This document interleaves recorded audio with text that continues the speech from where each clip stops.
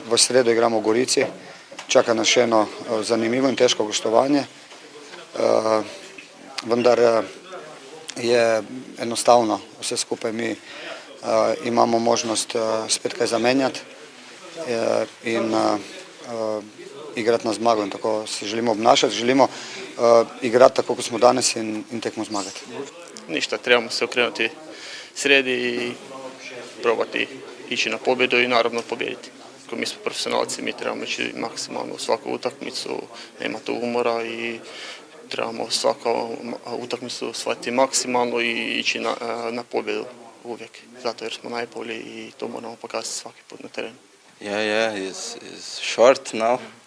It's too many games. Now we have to prepare, to rest, to be concentrated for the next game. Also is very important for us, and try to get 3 points on the next game.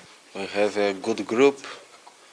All the players, it's good players. They have now good form, and also for the next game, the players who don't play will be ready for the next game. And with like this, with a group, we can go forward, because the league is long league, and we have European League, and now come a cup.